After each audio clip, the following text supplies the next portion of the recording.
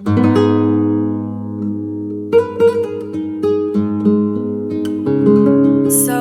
I have been experiencing a profound level of emotional coercion and manipulation from a family member. And that has evolved uh, in the last 3 years since the pandemic started. That was when the I don't even know how to put what happened to this family member when the pandemic hit. It's really hard to even describe what unfolded over the last 3 years. However, I have a lot of tools that are hard earned. I went through a complete life changing event. My husband and I did in 2015. And prior to that, he was deep in addiction, and I was in the mode of trying to fix him for a long time. And so I learned a bunch about emotional manipulation. We were both going through that and doing that in all kinds of different ways in our relationship. And I have not really talked about any of that. And I want to get into the stuff that happened later. I began turning over massive problems that I could not solve to a higher power. And things began to completely rearrange in my life. So this is ingrained in me at this point to fall back on these tools. Like, I will do that no matter what. So the interesting thing, having that as my background, I'm going to pull a lot more of that into these videos that I'm going to do. Fast forward to present day. I am seeing this emotional manipulation, control, coercion, attempt to hold others' emotional hostage. You are beholden to me somehow. I'm going to behave in this insane way and expect you to react in a certain way. If you have no idea what I am talking about, you're probably going to want to click off this video. But for those of you who are dealing with this and attempting to appease or please or play along or placate, I have got some tools for you that have become really a fallback. This main tool, this main tool that I have had to go to in the last 3 years of dealing with this family member, because I learned this way back in 2015. So that's touching a little bit on the history of how I got to this point. But as I watch this unfold, this um uh this explosive, I'm going to behave this way, and everyone is going to rally around me. I can tell you from extensive experience, it's just like dealing with an addict. It's just like dealing with an addict, and it's just like being the codependent person who deals with the addict. And that is a word that is It was really big. It was a really big thing in the 90s. No one wanted to be codependent. No, you never hear of this anymore.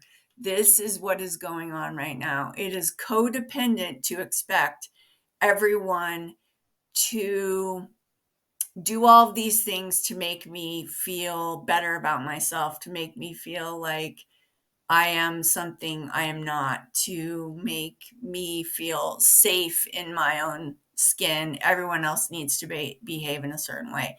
That is codependence. And so, in the last 3 years of dealing with this family member who has gone through, I guess I can only say it's real mental health issues. Um, I have gone back to my Codependent No More book by Melody Beattie. I cannot even tell you how many times. So if you're someone who is caught up in this cycle with persons, people you know, even people you thought you knew, and you really are trying to figure out a way to disentangle from that, the tools in this book are absolutely invaluable. So I'm going to read you a section. And again, her books are all written toward being the codependent person, dealing with an addict, or being an addict. And so we're going to tweak that a little bit and put that in context of kind of dealing with people and things going on in our society right now. And I'm going to read you, this is the beginning of chapter 7. I have this page forever dog-eared in this book.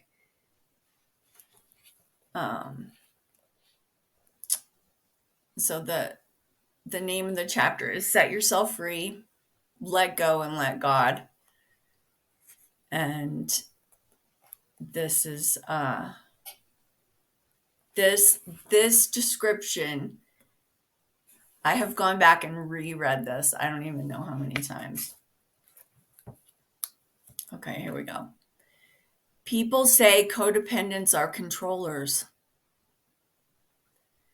We nag, lecture, scream, holler, cry, beg, bribe, coerce, hover over, protect, accuse,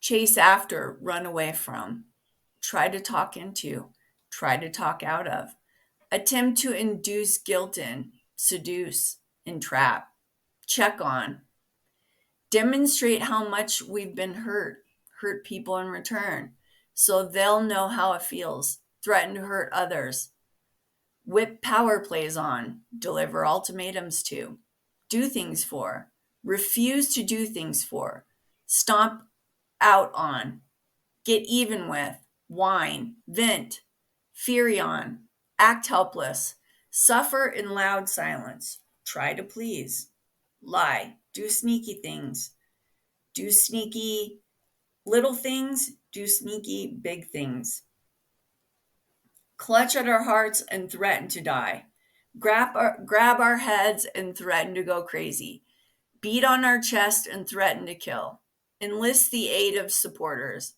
gauge our words carefully, sleep with, refuse to sleep with, have children with, bargain with, drag to counseling, drag out of counseling, talk mean about, talk mean to, insult, condemn, pray for miracles, pay for miracles,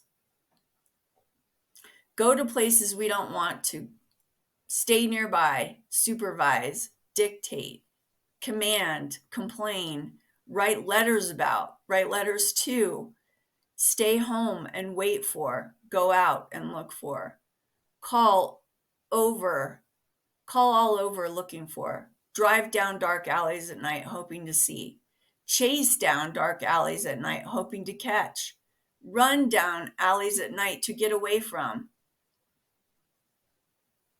bring home, keep home, lock out, move away from, move with, scold, impress upon,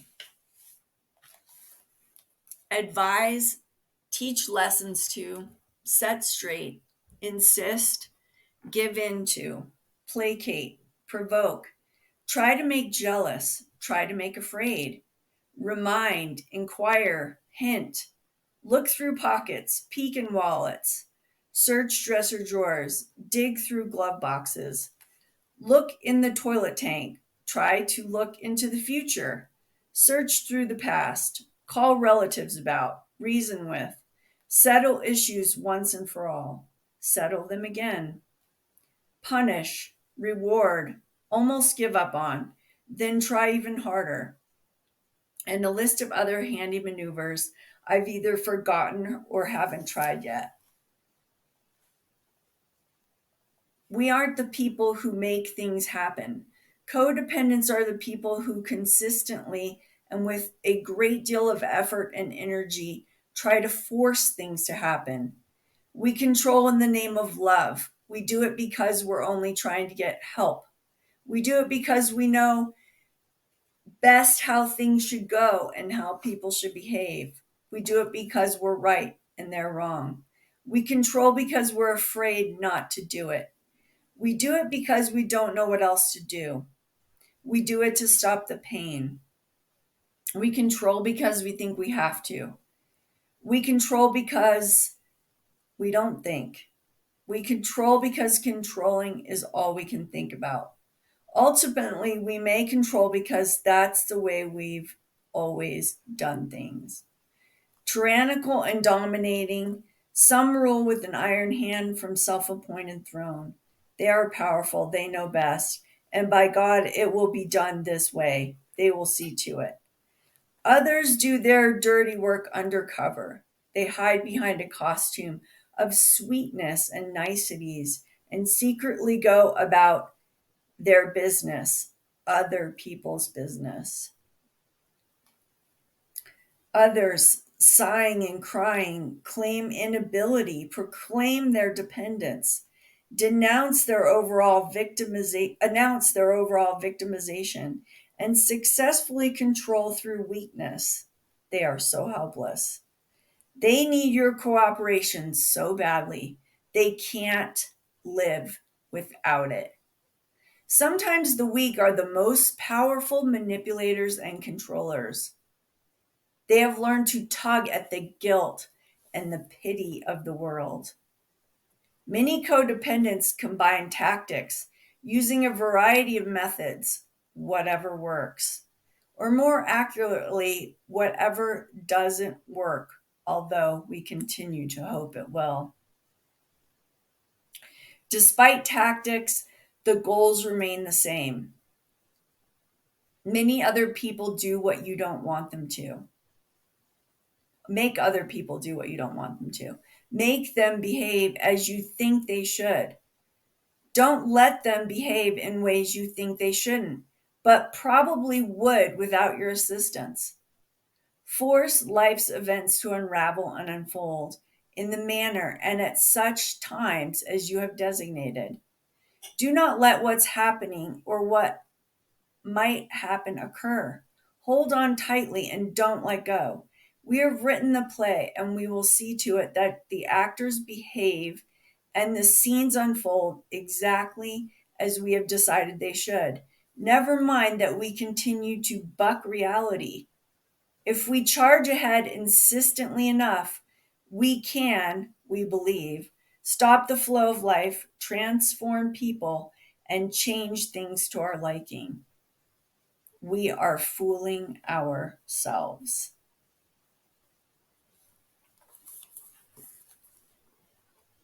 So again, she's writing that from the perspective of being the codependent living with an addict. But I just can't stop thinking about the parallels. And then yesterday I was listening to Brett Weinstein. He had Joshua Slocum on his podcast, and they were talking about cluster B mental disorders. And in describing that, I was right back to that section in Codependent No More, and what it's been like, you know, not only dealing with this family member, but there's a lot is coming out in people that I think was being hidden behind a veil of politeness and niceties maybe before. Um, and it's well into the podcast. I think like an hour and 50 minutes in, they start talking about that very thing, that it is like, it's like dealing with a world of addicts. And um, then they start to talk about, well, what happens if everyone hits rock bottom all at the same time? Because rock bottom is, it's, how do I describe rock bottom? Rock bottom for my husband and rock bottom for me, they were profoundly different. They came at the same time. And I had no idea if he was going to survive, and I had decided that the only way I was going to survive was to turn literally massive things that had just turned to chaos around me over to my higher power, and everything started to sort out. And ultimately he did that as well, but we did it in very different ways, and we um, had to completely let go of the way we were living. Everything about our lives reorganized. um, we lived apart for 3 years, and we put it back together, but and we're the way we look at our lives now, I mean, just profound, intense gratitude. We would not be here without our higher powers. I cannot overstate that enough. And many people do not survive rock bottom. But I have been turning back to this Codependent No More book. And one of the things that she talks about in here is, and that they talk about if you go to meetings, AA, Al-Anon, this stuff goes back to the 30s. You can fall back on these tools, and there's a tool about that you can use about detaching. Detach with love or detach with anger, but figure out a way to detach from these toxic people. And I have just posted a video about a grounding tool that is on my Patreon. You can find it under the free tools. It's a visualization tool. You can put a grounding cord on yourself, on a situation. And I'm going to get more into working with turning issues over to a higher power, how I started working with archangels, and where that led in my life. It's now, like I said, these tools are ingrained in me, and this form of manipulation through guilt, or I'm going to hold myself emotional hostage, that I've been dealing with a family member. That just doesn't work on me, but that is because of, like I said,